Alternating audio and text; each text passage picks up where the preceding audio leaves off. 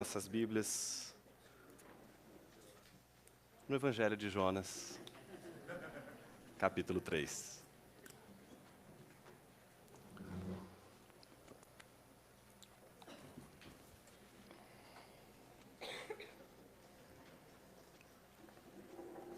Nós já vimos que a estrutura de Jonas é uma estrutura clara, fácil de a gente assimilar, e o ponto-chave está sempre na palavra do Senhor.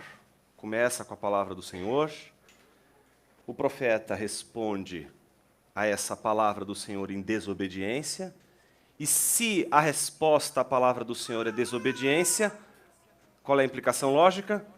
Juízo.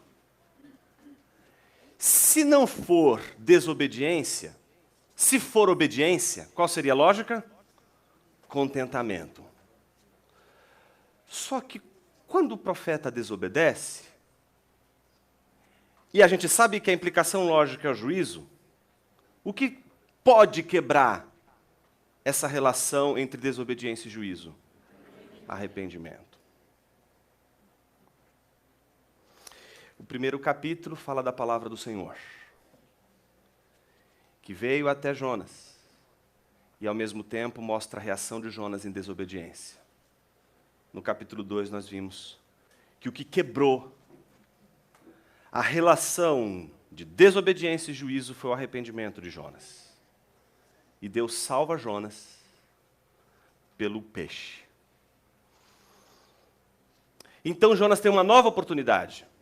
E essa nova oportunidade se abre no capítulo 3, que é exatamente o mesmo enredo do capítulo 1, só que agora mostrando uma nova reação. Agora Jonas não reage desobedecendo, mas reage obedecendo. Só esses dois capítulos já são um ensino precioso das Escrituras, de que o Deus que criou todas as coisas não é só criador, mas também é redentor. Ele é o santo oleiro, que tem a sua natureza criadora, mas também a sua natureza redentora. Vamos ler então a passagem de Jonas, capítulo 3, versículo 1 a 10. Diz assim a palavra de Deus. A palavra do Senhor veio a Jonas pela segunda vez. Vai agora à grande cidade de Nínive e proclama a mensagem que eu te ordeno. Jonas foi imediatamente para Nínive, segundo a palavra do Senhor. Nínive era uma cidade grande, e se levava 3 dias para percorrê-la. Jonas começou a percorrer a cidade por um dia, clamando: Nínive será destruída daqui a 40 dias.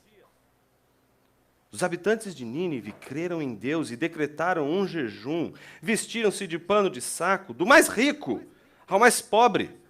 A notícia também chegou ao rei de Nínive. Ele se levantou do trono e, tirando o manto, cobriu-se de pano de saco e sentou-se sobre cinzas. Então fez uma proclamação e a publicou em Nínive por decreto do rei e dos seus nobres: que nem homens, nem animais, nem bois, nem ovelhas provem coisa alguma. Não comam, nem bebam água, mas sejam cobertos de pano de saco, tanto os homens como os animais, e clamem com fervor a Deus. E cada um se converta do seu mau caminho e da violência de suas mãos. Talvez Deus se volte, arrependa-se e afaste o furor da sua ira, de modo que não morramos. E Deus viu o que eles fizeram, como se converteram do seu mau caminho. Então arrependeu-se do castigo que lhes enviaria e não o executou. Oremos mais uma vez. Senhor Deus, fale conosco através de Tua palavra e que pela iluminação do Teu Espírito possamos compreender a verdade que nos transforma. Que a Tua palavra, que é poderosa para criar, que ela também possa nos redimir. Tu és Criador e Redentor, e por isso te rendemos toda a nossa reverência, temor e adoração nessa manhã. Fale conosco. Assim nós te pedimos, ó Pai. Por meio de seu Filho Jesus oramos. Amém. Toda a natureza é obediência absoluta a Deus. obediência absoluta. Jonas, capítulo 1, versículo 4, diz: O Senhor enviou um forte vento sobre o mar, e caiu uma tempestade violenta. Então o vento e o mar obedecem às ordens de Deus. E obedecem de forma absoluta, imediata, sem mediação, sem questionamento, sem discurso. É obediência absoluta. É ordem e obediência imediata. 1,17 diz exatamente o seguinte: o Senhor preparou um grande peixe para que engolisse Jonas, e ele ficou 3 dias e 3 noites no ventre do peixe. O Senhor ordena ao peixe, e o peixe engole a Jonas, sem pestanejar, imediatamente, porque o grande peixe é, como toda a natureza, obediência absoluta. Você corre os olhos para o capítulo 4, versículo 6 em diante.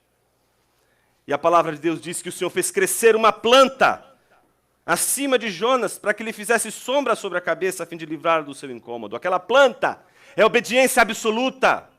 Ela não questiona, ela não pergunta, ela não quer saber de onde vem nem para onde vai. Ela obedece e obedece de forma absoluta. Mas no dia seguinte, ao nascer do sol, Deus enviou uma lagarta. Então, desde um grande peixe a um animalzinho como uma lagarta, todos eles, não importam qual tamanho seja, obedecerão de forma absoluta ao Senhor. E aconteceu que, aparecendo o sol, Deus mandou um vento oriental. Os ventos, os mares, as estrelas, tudo obedece absolutamente ao Senhor. Uma árvore, uma flor que nasce, os frutos de uma árvore, tudo que se move aqui obedece absolutamente a Deus. Há algo em você que é como a natureza, não te obedece, obedece ao Senhor de forma absoluta.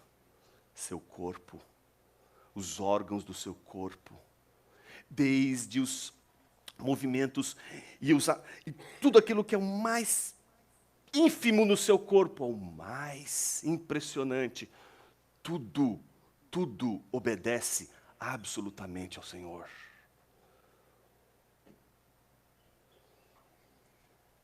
Talvez a nossa oração pudesse ser, nessa manhã, uma oração do tipo: Senhor, como eu gostaria de obedecer ao Senhor de forma absoluta. Como eu invejo os pássaros, como invejo as estrelas, como eu invejo os ventos, porque te obedecem de forma absoluta. Não há questionamento, não há perguntas, não há angústia, não há luta, não há conflito. Eles obedecem.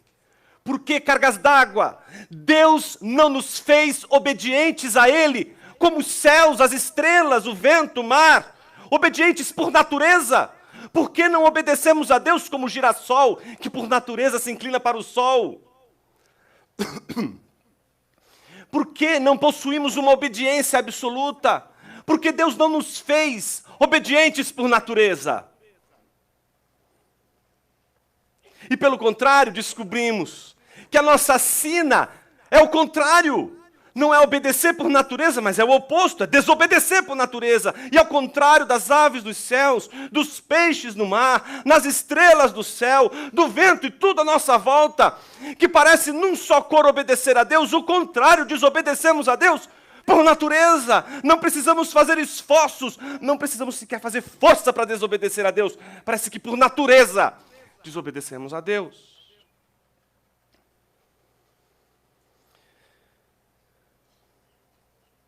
Deus não nos criou obedientes por natureza. Não nos criou como pássaros. Não nos criou como peixes do mar. Mas, ao mesmo tempo, a palavra de Deus nos ensina que não nos tornamos desobedientes por natureza, porque Deus nos criou assim. A desobediência está entranhada em nós como uma natureza que nos filia ao grande pacto de Deus com Adão. O primeiro homem, aquele que guarda toda a origem, toda a fonte da nossa desobediência cósmica. Quando você peca, por mais que seja um pecado pequeno que seja, a sua desobediência não é só moral, é cósmica, é real. Ela diz respeito a uma desobediência diante do Senhor soberano de toda a criação, que tem tudo debaixo do seu senhorio, debaixo do seu poder. Mas quando a gente conhece a palavra, e a palavra vem até nós, e a gente reconhece a nossa desobediência, então a gente precisa de alguma forma tomar uma decisão. E a gente já sabe que a gente tem problemas com decisão, né? Porque as nossas decisões, elas exigem uma coisa, chamada tábua de valores. É por meio da tábua de valores que a gente faz contas. É por meio dessa tábua de valores que é construída ao longo de nossa vida que nós decidimos. E o curioso é que quando nós desobedecemos a Deus, e entramos, então, em toda essa implicação do juízo, como a gente viu, um grande peixe engole. E é como diz Bonhoeffer, né? Ele diz uma frase muito famosa, que é assim, né? Se você pegou o trem errado, e você descobre que pegou o trem errado, não adianta você, de vagão em vagão, correr no sentido certo. Você precisa sair do vagão. Não adianta você correr no sentido certo se o vagão está te levando junto com os outros vagões pela locomotiva para o sentido contrário. Então é preciso sair da locomotiva. A pergunta é como você sai de um ventre de um grande peixe? Você não sai do vagão. Alguém te tira de lá. O arrependimento não é uma forma de você sair do ventre do grande peixe. O avivamento é o meio pelo qual Deus te tira do ventre do grande peixe. Arrependimento é obra da graça de Deus. É aquilo que Deus faz por nós. E aí você descobre por que Deus não te fez obediente por natureza, mas Ele te fez obediente por graça. Você não obedece a Deus como um pássaro que obedece a Deus por natureza. Mas se você obedece a Deus, você obedece por graça. E é isso que nós vemos do versículo 1 ao versículo de número 4. A palavra de Deus diz que a palavra de Deus veio a Jonas pela segunda vez, dizendo exatamente a mesma coisa. Vai agora à grande cidade de Nínive e proclama a mensagem que eu te ordeno. E a Bíblia diz que Jonas foi como um pássaro obedece a Deus, como os mares obedecem a Deus, como as estrelas obedecem a Deus, imediatamente. Mas ele não foi imediatamente porque ele obedece a Deus por natureza. Ele foi imediatamente pela graça de Deus, porque ele foi e experimentou, melhor dizendo, a graça de Deus quando Deus enviou aquele grande peixe para livrá-lo do afogamento.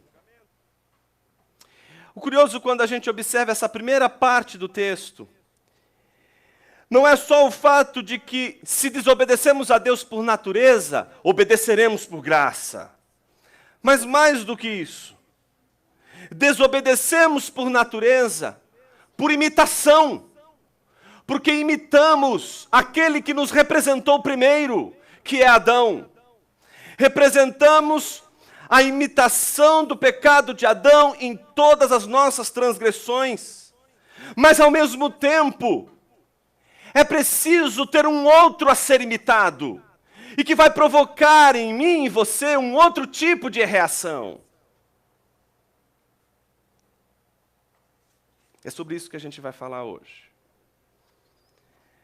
A gente vai falar sobre um Jonas que ouve a palavra de Deus, a palavra de Deus lhe dá uma direção, e ao mesmo tempo, a palavra de Deus lhe dá uma nova chance. ele escuta a palavra de Deus, mas mesmo assim ele precisa decidir entre segurar o bebê que está caindo do céu ou o hambúrguer que está caindo do outro lado. Ele não tem dúvidas, ele não tem questionamentos, ele imediatamente ouve a voz de Deus e, diferente da primeira ocasião, agora ele obedece de forma imediata a palavra de Deus. E isso revela, em primeiro lugar, a submissão de Jonas à vontade de Deus. Tudo está submisso à vontade de Deus. Por isso, quando a gente luta contra Deus, a gente luta contra Deus e toda a sua criação. Ninguém briga apenas com Deus. Quem briga com Deus, os céus, as estrelas, os anjos e tudo que existe nesse mundo. A nossa luta contra Deus, portanto, nunca é uma luta particular, é sempre uma luta pública, cósmica, de efeitos cósmicos, de efeitos que não dizem respeito só à nossa vida particular, mas envolve todo o nosso entorno. Jonas aprendeu essa lição. E agora, então, em obediência a Deus, a Bíblia diz que ele foi imediatamente para Nínive segundo a palavra do Senhor. Mas Nínive era uma cidade grande, ele precisaria levar 3 dias anunciando tudo o que ele precisava anunciar. E ele anuncia uma mensagem bastante popular, certo? Todos vocês vão para o inferno. Imagine você chegar para um determinado grupo de pessoas dizendo assim, olha, eu tenho uma boa notícia, vocês vão para o inferno. Uma boa maneira de você conquistar amigos. Óbvio que a gente está diante de uma mensagem impopular. E esse talvez seja um dos grandes desafios da igreja hoje. Lidar com a impopularidade do Evangelho. Em tempos em que a virtude, como prudência, sabedoria, temperança, essas virtudes todas que a gente aprende, não só as virtudes, digamos assim, morais, mas virtudes da graça, virtudes teologais como fé, esperança e amor, tudo aquilo que a gente espera que as pessoas de alguma forma desenvolvam, tudo isso vai para segundo plano desde que você tenha 10 mil likes na sua página do Facebook, ou do Instagram, ou do Twitter, não é verdade? A gente vive de popularidade, a gente se alimenta dessa popularidade. E ela não precisa ser de milhões, nem de 100, ela precisa só ser popularidade. Ela precisa só ser aquela quantidade suficiente para que você esteja num palco e haja uma plateia, no mínimo, te observando. É curioso como a experiência da pregação do Evangelho, ela sempre é uma farpa, ela é sempre uma, digamos assim, uma estaca, o machado na raiz de toda a nossa popularidade, a nossa vontade de popularidade. Há no Evangelho não só algo doce, não só algo suave, desejável, mas o Evangelho também é acre. O Evangelho também tem o seu azedume. O Evangelho também nos agride, nos ofende. Por isso, não é só ofensa e não é só tapinha nas costas. É esse elemento, esse tom agridoce do Evangelho, que nunca é algo que simplesmente alcança todo mundo, mas ao mesmo tempo que alcança todo mundo, atingindo a necessidade de todo mundo, ao mesmo tempo é algo que ofende, é ao mesmo tempo que toca a nossa estrutura, que faz a gente repensar o que a gente tem estabelecido como algo mais valioso na vida, e isso faz com que a nossa tábua de valores seja novamente reavaliada, mas reavaliada a partir de novos critérios. Quais são os critérios que a gente tem estabelecido para não somente viver o Evangelho, mas ao mesmo tempo estabelecer as decisões mais importantes da nossa vida? Imagine você que Jonas teve que lidar com a impopularidade do Evangelho, mas entre lidar com a possível rejeição dos ninivitas e a rejeição de Deus, ele não vai pensar 2 vezes, ele já provou do que Deus é capaz de fazer quando a gente tenta desobedecê-lo. Num segundo momento, a gente vê algo curioso aqui. E é preciso que você preste a máxima atenção nesse exato momento, por quê? É agora, nessa parte do texto em diante, que a gente vai ver uma espécie de repetição temática. A repetição de algo muito curioso. Veja, o que acontece? Do versículo 5 ao versículo 9, a gente vê exatamente o arrependimento dos ninivitas. Então, preste atenção. Você tem, logo na estrutura do texto, né, você tem a palavra do Senhor no capítulo 1, mostrando que a reação de Jonas foi a desobediência. Então, como desobediência, existe uma palavra de juízo para Jonas. Jonas reconhece que ele é responsável por toda aquela tempestade que é o juízo de Deus. Então, ele sabe que o fim dele é morrer afogado, então me lancem no mar. Então, quando ele é lançado ao mar, a Bíblia diz que ele faz uma oração. E essa oração mostra a confissão dele de arrependimento e que revela o porquê, de fato, Deus, ela como uma resposta do porquê Deus não permite que Jonas dê a palavra final, não é? No que diz respeito aos rumos da sua vida. E ele, pensando que iria morrer talvez afogado, vem um grande peixe e o engole. E esse é o jeito esquisito de Deus salvar alguém. Ele sabe muito bem como Deus opera. O capítulo 3 começa novamente com a palavra do Senhor vinda a Jonas, e Jonas agora obedece a Deus. Então a lógica é basicamente essa. Veio a palavra do Senhor, ele obedeceu a palavra do Senhor, o que tem que vir logo em seguida? Contentamento. Isso tem que aparecer. Só que entre essa mensagem, que vai refletir exatamente a relação entre obediência e contentamento, existe uma história, a história dos ninivitas. A história dos ninivitas é interessante porque é a história de um povo que estava em desobediência, que como Jonas também estava desobedecendo à lei de Deus. E a grande pergunta é, mas eles eram um povo da aliança? Eles não eram um povo da aliança. Eles não faziam parte do pacto. Eles não eram considerados povo de Deus. Mas por que Deus estava exigindo deles algo que ele deveria aparentemente exigir somente do seu povo? A não ser que aquilo que Deus está dizendo para o seu povo, não vale apenas para o seu povo, mas vale para todo o universo. Porque Deus não é Deus apenas de um povo, mas Deus é Deus do povo, é Deus do jardim, é Deus da cidade, é Deus do universo, é Deus de todas as coisas. Ele é soberano sobre tudo e sobre todos. Então as leis de Deus não dizem respeito apenas ao povo de Deus, mas dizem respeito a todos os homens. Então, quando os homens transgridem a lei de Deus, mesmo que eles não conheçam a lei de Deus, eles transgridem a lei de Deus. O fato de alguém dizer não conheço a lei de Deus, não significa que este alguém não transgrida a lei de Deus. Certo? É como você que de repente não conhece uma lei.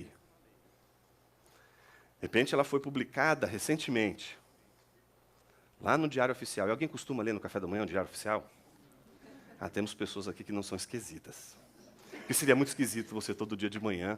Deixa eu ler as páginas do Diário Oficial hoje. Bom, está lá uma lei que foi publicada, e essa lei vai passar por um período de vacatio legis, né? Vacância da lei. A lei vai estar ali, os advogados já ficam todos arrepiados aí. Então você tem um período de vacância. Você tem um período em que aquela lei foi promulgada. Com qual finalidade? Notícia. É simplesmente aquilo que os medievais chamavam de notificar de forma universal a todos os homens aquela determinada resolução. E aí você não sabe, né? Porque você não leu o Diário Oficial, você não é uma pessoa informada, tomou seu café, não leu o Diário Oficial, não sabe o que está acontecendo, transgride a norma, a autoridade vai lá e diz, você acabou de transgredir a norma. Aí você vem com aquela desculpa, né? De Romanos capítulo 1, eu não sabia, ninguém me falou.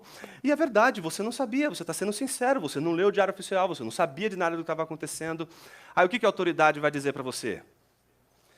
Olha, você realmente transgrediu, mas para seu benefício da dúvida, nesse período de vacância, a gente está simplesmente dando um período para que todos tenham a oportunidade de tomarem ciência da lei.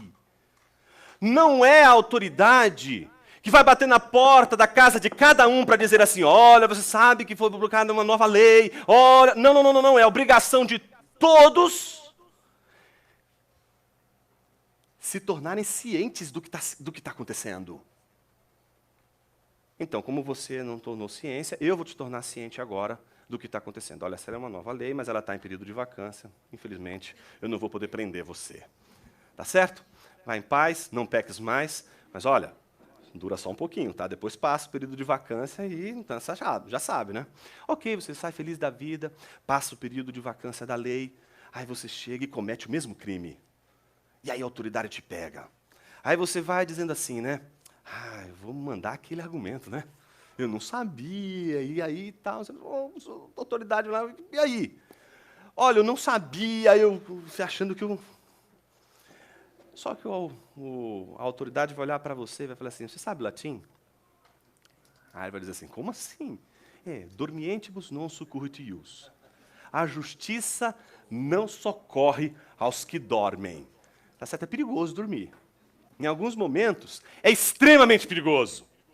Então, o que aconteceu? A justiça não vai socorrer aqueles que tinham a obrigação de tomar ciência. Então, nessa hora, não adianta você dizer, olha, eu não sabia. Você tinha um período para saber o que tinha acontecido, era obrigação sua tomar conhecimento, mas você não tomou a sua atitude de tomar conhecimento da coisa, então agora você vai ser punido por isso.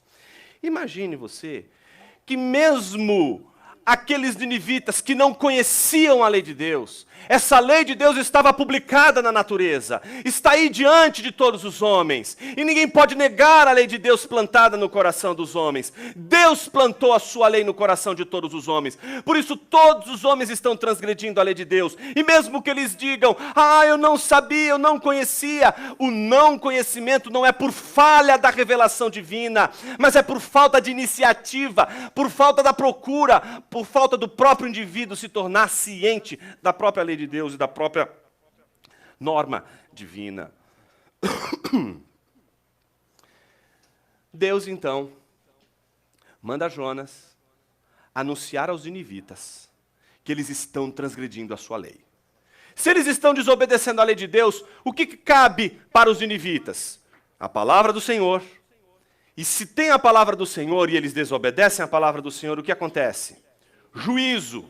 Mas algo pode mudar essa relação entre desobediência e juízo? Pode. O que muda? Arrependimento. O que acontece nesse versículo não é nada mais nada menos do que isso. Os ninivitas estão repetindo a mesma história de Jonas. A diferença é que um é o filho pródigo mais velho, o outro é o filho pródigo mais moço. A diferença é que ambos estão transgredindo a lei de Deus, mas eles transgridem a lei de Deus de aspectos e formas e lugares absolutamente distintos. Imagine você que quando Jonas anuncia a palavra de Deus, a reação dos ninivitas poderia ser a reação simplesmente de deixar de lado e dizer que se exploda tudo, Deus vai destruir tudo, e ser indiferente. Poderia ser a atitude de Jonas.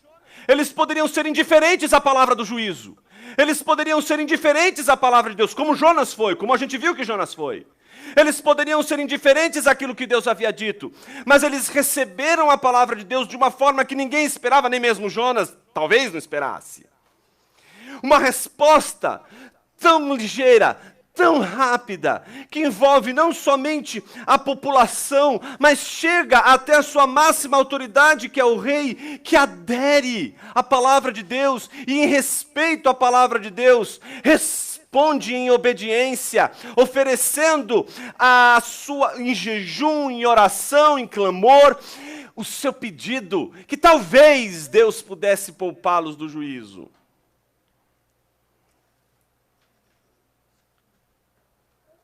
O versículo de número 9, ele é muito sintomático, porque ele diz, talvez Deus se volte, arrependa-se, para o horror dos teólogos aí, e afaste o furor da sua ira, de modo que não morramos. É interessante como Deus, através da sua palavra, anuncia o juízo, mas, ao mesmo tempo, a maneira como as pessoas reagem à palavra do Senhor é a maneira que mostra o quanto o nosso coração, por natureza, está direcionado para a desobediência. Quando a gente abre, por exemplo, o livro de Gênesis e vê toda a narrativa do dilúvio, a palavra do Senhor veio a Noé, a sua família. eles em obediência constroem a arca. Mas aqueles que são destruídos são aqueles que não acreditam na palavra de Deus, são aqueles que são indiferentes ao que foi dito por Deus a Noé. A indiferença, ela é algo que impede, inclusive, o quebrantamento do coração. O curioso, nessa passagem que nós lemos, é a reação dos ninivitas, que quebrantados em jejum, pano de saco, que representa a humilhação, que representa o ato de alguém se humilhar, ato de alguém se colocar em humilhação diante de Deus.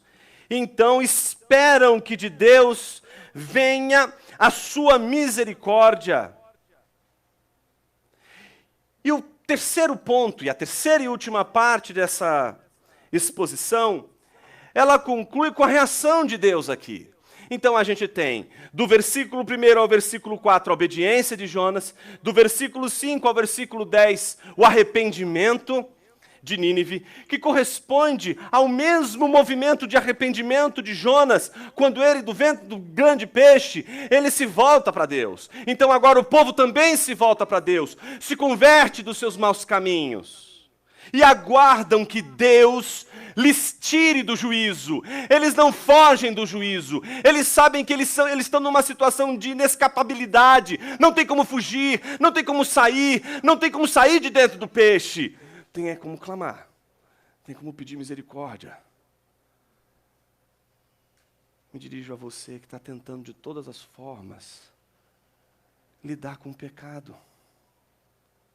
Não é você que lida, é Deus. Você pode tentar mudar seus hábitos, você pode forçar os hábitos, você pode buscar recursos naturais, mas ninguém vai obedecer a Deus por natureza. Só os pássaros, só as aves, só o vento, só o mar.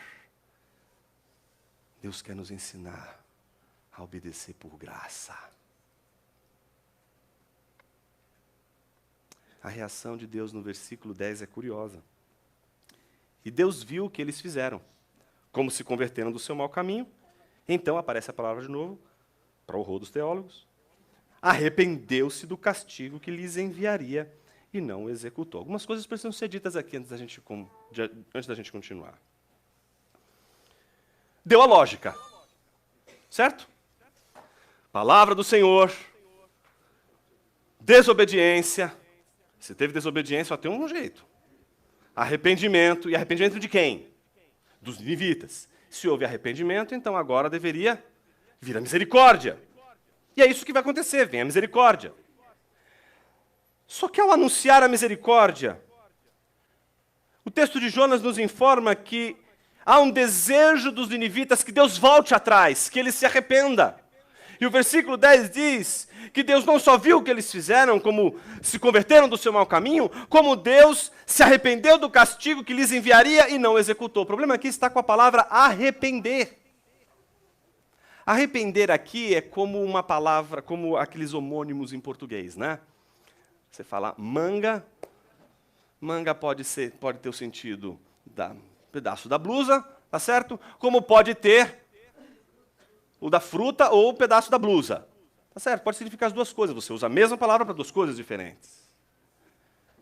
A palavra arrependimento aqui é uma palavra usada para expressar, de uma perspectiva humana, um ato de Deus intraduzível. Não tem como traduzir isso aqui. A palavra que mais se aproxima é essa. Não tem como a gente explicar esse negócio. Mas algumas coisas a gente tem como ter de certeza, para não falar besteira. Então, o que a gente vai olhar agora são pelo menos alguns pontinhos importantes. Para, em primeiro lugar, a gente não sair daí para ir dizendo assim, olha, Deus se arrepende, viu? Cuidado. Ele pode se arrepender, né, de ter tido misericórdia com você e mandar um juízo de novo na sua cabeça, certo? Então, o arrependimento que pode acontecer para salvar, pode ser o arrependimento que pode também se relacionar àquele que já foi salvo. Então, cuidado com a defesa do arrependimento de Deus. Primeira coisa, Deus não se arrepende. No sentido de Jonas, no sentido de Nínive, Deus não se arrepende, porque Deus é pura obediência e obedece a si por natureza. Deus não pode ir contra si mesmo. Por isso o arrependimento não é possível. Deus não pode se arrepender porque Deus não afronta a Deus. Deus não pode se arrepender porque Deus não luta com Deus para desobedecer a Deus. Deus não está em luta consigo mesmo por causa de sua desobediência. Então Deus não tem por que se arrepender. Não há o que se arrepender. Deus não está em desobediência. Então o arrependimento em relação a Deus nunca pode ser entendido da perspectiva humana, daqueles que erram diante de Deus, daqueles que desobedecem a Deus, daqueles que de alguma forma transgridem a lei de Deus. Mas por outro lado, a gente precisa dizer que Deus, apesar de não ter pego o trem errado, Deus volta atrás na sua decisão. Esse volta atrás da sua decisão melhora um pouquinho, mas não resolve tudo. Voltar atrás significaria, em alguma medida, que Deus pode mudar. Para uns isso é terrível.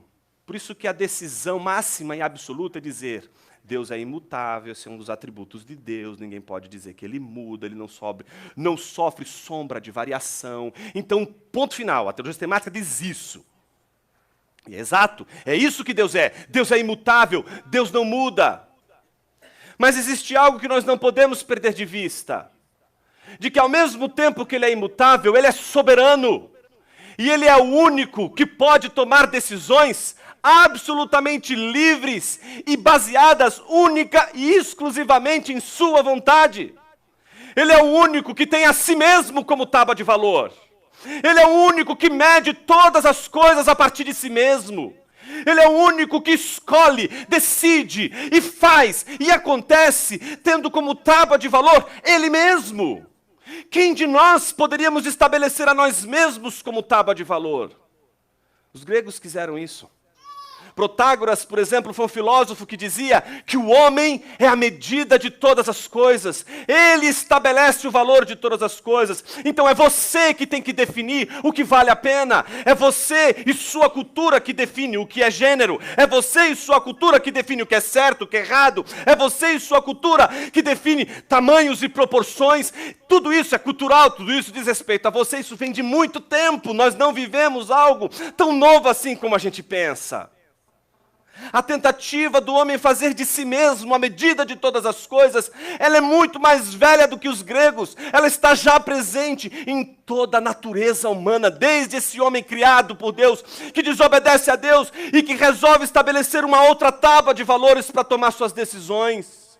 Por isso a nossa história está atrelada ao Éden, está atrelada exatamente ao dia em que o homem decidiu estabelecer como tábua de valores a si mesmo, ele como padrão, ele como medida de todas as coisas.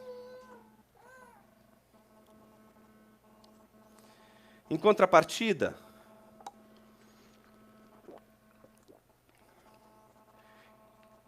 o nome disso é auto-engano. Por mais que você suba no edifício, achando que você é uma borboleta, tá certo? Do tipo, né? Ah, estão falando de transgênero, eu sou agora uma transespécie. Eu sou uma borboleta. Por mais que você diga assim, eu sou uma borboleta no corpo de um ser humano, tenta bater as suas asas lá de cima do prédio. O seu corpo obedece a Deus, não obedece a você. Não é você, Senhor, do seu corpo. Olha como no casamento isso é maravilhoso. Tem homem que acha que o corpo da mulher é dele. Olha que absurdo.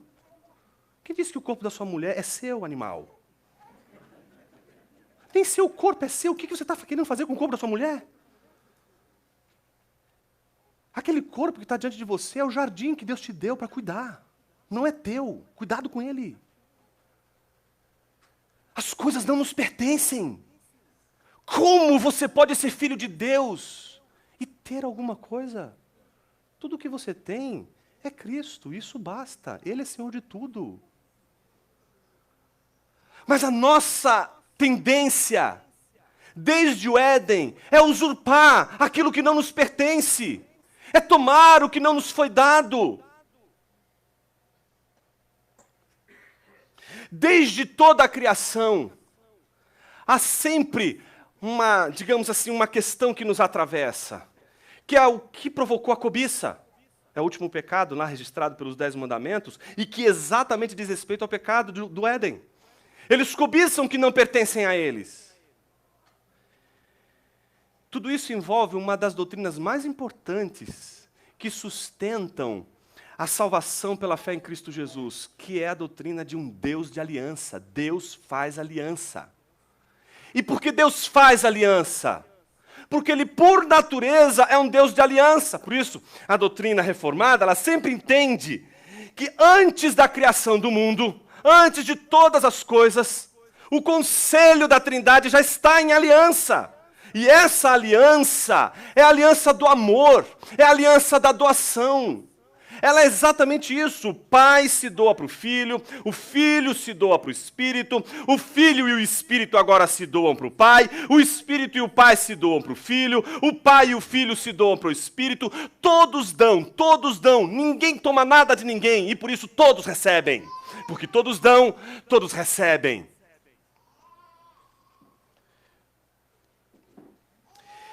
Quando a gente pensa essas coisas, em geral, a gente fica sempre como aqueles alunos de Agostinho, né? Tentando entender o que Deus fazia antes de criar o mundo, né? Para um deles, Agostinho disse que ele fazia o inferno para colocar nele pessoas que fazem esse tipo de pergunta. Mas para outros, Agostinho dizia o seguinte: o que ele fazia antes de criar o mundo? Amava. Amava. E amar é doar. Tomar é o antônimo de amar. Se até hoje você acha que o antônimo teológico de amar é odiar, você não leu a Bíblia direito. Odiar não é o antônimo de amar. Tomar, cobiçar, é o contrário do amor. Todas as vezes que você toma o que não lhe pertence, todas as vezes que você furta o que não lhe foi dado, você não ama. Quando você toma do outro o que não lhe foi dado, você não ama. Amar é doar-se. Amar é entregar-se. Amar é exatamente esse movimento. Michael Reeves, aliás, foi distribuído um livro aí hoje, Deleitando-se na Oração, um livro maravilhoso, espetacular esse livro.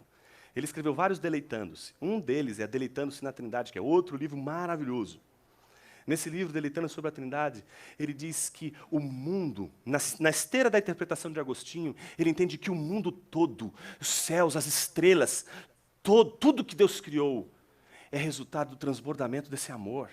A Trindade, aliançada em amor, cria todo este universo como obra de amor. Coloca o ser humano num jardim, não coloca o ser humano no Éden. O homem não foi feito para viver no Éden, ele é perigoso demais para o homem.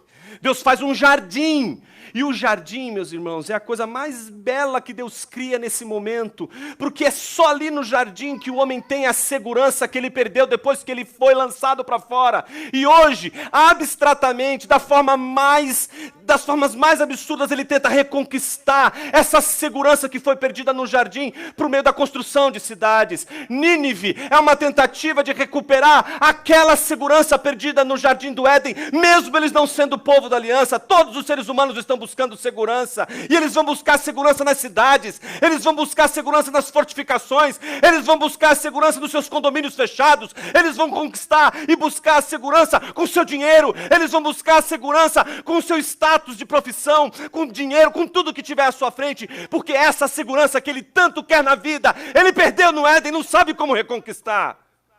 Essa segurança você não forja com as suas mãos, você não ganha com dinheiro. Essa segurança não está em uma coisa que Deus te dá.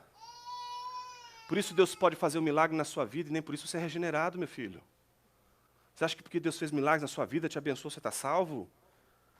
Deus pode salvar um ateu, pode curar um ateu e não salvar o ateu. Cura não é um sinal de salvação. Arrependimento é sinal de salvação. Submissão é sinal de salvação. Quebrantamento é sinal de salvação. Amor é sinal de salvação. O mundo é um jardim que Deus dá para o homem. E diz assim, ó, tem nós três aqui. Vamos dançar essa dança da doação. João Damasceno foi um teólogo importante da igreja. E ele estava preocupado com esse negócio da trindade. Os medievais resolveram de forma mais simples o lance da trindade. Eles resolveram da seguinte forma. Tente entender a trindade, você ficará doido. Tente negá-la e você perderá a sua alma. Então eles resolvem de uma maneira mais simples. Mas João Damasceno, ele ainda quer tentar entender a trindade de todos os jeitos. E ele está lá quebrando a cabeça quando de repente ele começa a escutar um monte de crianças cantando.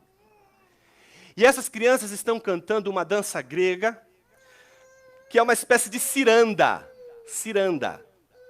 Essa ciranda é o seguinte, elas estão ali girando uma ao redor de uma criança está no meio, essa ciranda está aqui, ó, acontecendo, e essas crianças todas estão cantando única e exclusivamente para a criança que está no meio. Dali a pouco, uma criança que está aqui dá lugar para outra, e ela se volta para a ciranda, e essa que está aqui no meio começa a ouvir as canções das outras crianças. Então elas todas ficam cantando umas às outras. Quando é que acaba o jogo? Quem é que vence? Não tem vencedor, não tem alguém que vai sair ganhando aqui. Quando é que acaba a brincadeira? Quando simplesmente eles cansam. Vamos brincar de outra coisa? Vamos brincar de outra coisa. Sabe qual é o nome dessa dança, dessa ciranda? Pericorese. Corese vem de coreografia, de dança. Coreografia é a palavra grega para dança. Peri é cirandar. Então, quando ele diz que a trindade é pericorética, ele está dizendo que a trindade é essa dança de doação. Só que para haver doação, é preciso ter restrição. É preciso o seguinte, venha dançar conosco aqui nessa trindade. Mas olha, está vendo essa árvore aqui? Nessa não. Essa você não pode pegar. Tudo isso é dado a você. Você pode usufruir de tudo isso. Mas isto aqui pertence a nós, não põe a sua mão. A transgressão vem quando Adão resolve dançar a sua própria coreografia. Ele resolve dançar do seu jeito. Ele come do fruto que não deveria ter comido, que não pertencia a ele, que não lhe foi dado. Meus irmãos, como a gente sofre quando a gente extrapola os limites daqueles que nós amamos. Quando você ultrapassa o limite, você está tirando. Você está tomando. Isso não é amor. Todas as vezes que a gente toma aquilo que não nos foi dado, a gente simplesmente transgride. A gente perde o tempo da dança. E Adão perdeu o tempo da dança. Ele roubou o que não lhe pertencia. Não foi só o fruto que ele quis tirar. Ele quis roubar uma identidade que não era dele. Ele quis roubar um padrão que não poderia ser ele. Quis ele ser o padrão e a medida de todas as coisas. Mas Deus continua sendo a medida de todas as coisas. Por fim, alguém poderia dizer assim, Jonas, está começando a ficar um pouco mais claro, mas eu tenho uma dúvida. Será que tudo isso, Deus voltando atrás, mesmo sendo imutável, Ele simplesmente, em face do arrependimento, Ele não deixa as águas sufocarem Jonas, não deixa o seu juízo exterminar de uma vez por todas os ninivitas? Será que colocando toda a ênfase no arrependimento, não estaríamos ali desenvolvendo uma espécie de salvação pelas obras?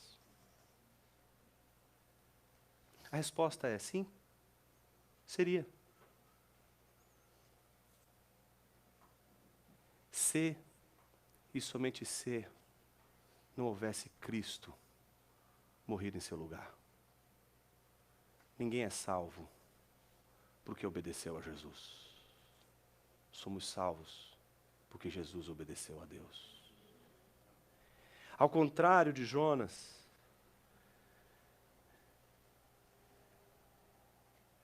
Cristo não só obedece a Deus por natureza, porque é contrário a Cristo desobedecer ao Pai, como somos salvos, não por causa da nossa obediência, mas por causa da obediência do Filho. Todos nós que fomos salvos pela graça de Cristo Jesus, sabemos que se fomos salvos pela obediência de Jesus Cristo. E se hoje a inimizade entre nós e Deus, ela foi de uma vez por todas exterminada, isso se deve pela obediência de Jesus e não pela nossa obediência. Daí vem a segunda e última pergunta. Mas se Jesus já obedeceu, por que preciso eu obedecer? É um pagão.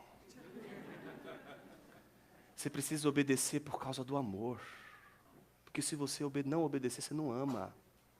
Não é porque se você não obedecer, você não vai ser salvo. Deus já te salvou. Se você não obedecer, você simplesmente não ama. Obedecer é aprender a perder. Obedecer é aprender a abrir mão. Obedecer é aprender a se humilhar. Obedecer é entrar exatamente no contexto da submissão a Deus. E não é isso que Jesus nos ensinou? Filipenses capítulo 2 diz que quando aquela igreja estava tão cheia de si, porque por causa dos dons e talentos, todo mundo se achava, né, uma pessoa superior às outras, então elas são a medida de todas as coisas, então nós somos os melhores, nós somos os ortodoxos, esses não, vamos queimar eles todos no inferno. Então, sabe, todo esse movimento, quando aparece tudo isso, a palavra de Paulo é clara e suficiente. Tende em vós a mesma atitude que houve em Cristo Jesus, o qual não julgou por usurpação ser igual a Deus, antes a si mesmo se esvaziou, assumindo a forma de servo, tornando-se em figura humana.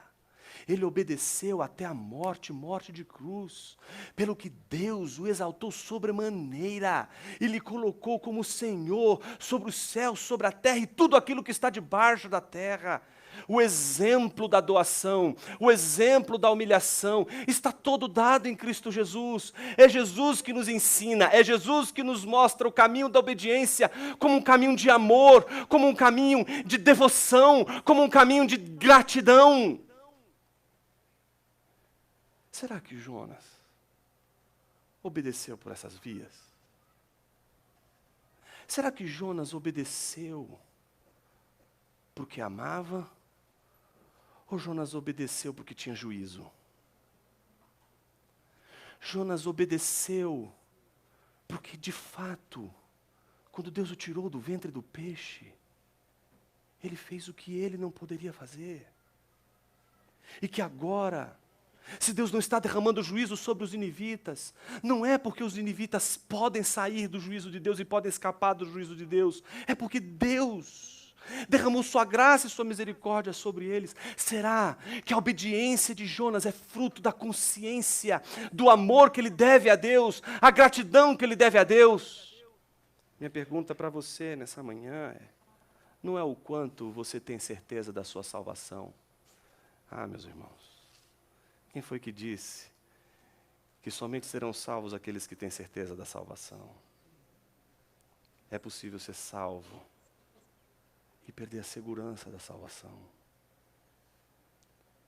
Nossas confissões de fé, elas alhures em várias situações assim, as mais adversas.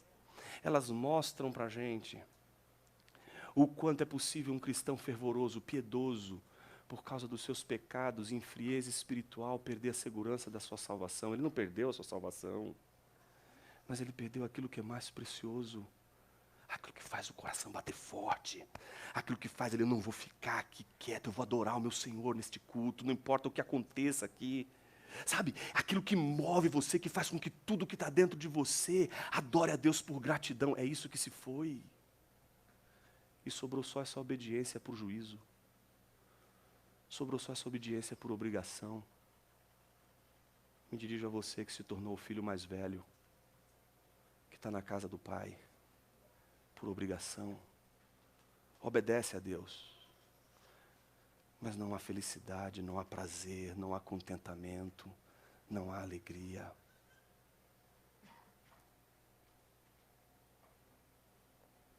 Vamos orar, meus irmãos.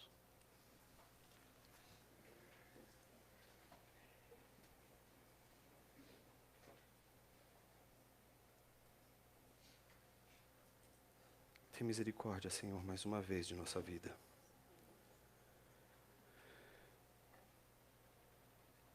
Porque nós podemos, por causa da nossa desobediência, da nossa indiferença,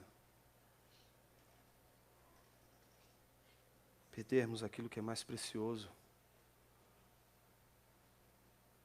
a segurança. Porque não são os milagres que o Senhor nos fez que trazem alegria e contentamento, mas é o Senhor. É se o Senhor está.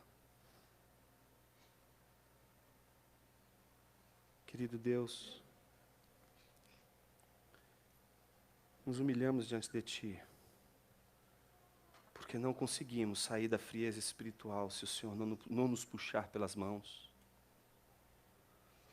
Nos enfiamos num buraco e não temos estrutura para sair dele. Nossa experiência de igreja não conta nada. Nossa vontade de sair não conta nada. Podemos ter vontade, podemos querer, podemos desejar, podemos usar nossos braços, pernas, mas a gente está num lugar que só, se o Senhor jogar a corda, só o Senhor nos puxar com o seu precioso cajado, só se o Senhor for até o nosso encontro, seremos salvos. Salvos dessa nossa mania de querer sermos o padrão e a medida de todas as coisas, de estabelecermos os valores a partir de nós mesmos, de dizermos que tal pessoa merece a graça de Deus e outra não merece a graça de Deus, baseados em nós mesmos, em nossa própria experiência.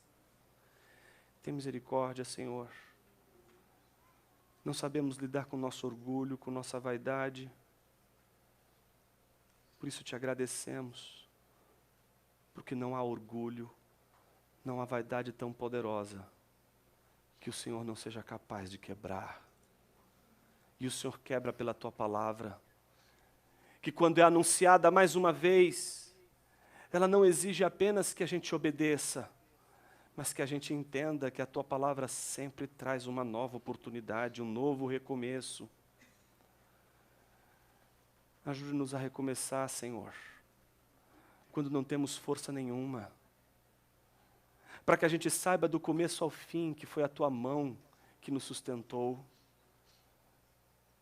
para que no fim da caminhada, da nossa jornada, a gente entenda por que o Senhor não nos fez como pássaros, obedientes por natureza, mas o Senhor nos fez obedientes por graça e misericórdia, obedientes em Cristo Jesus, para sermos salvos por Cristo Jesus, obedientes a Ti, como gratidão pelo que o Senhor fez por nós. Que o Senhor nos socorra, que o Senhor venha até a nossa angústia, no dia da angústia, e nos livre de todo o mal, assim oramos, em nome de Cristo Jesus. Amém.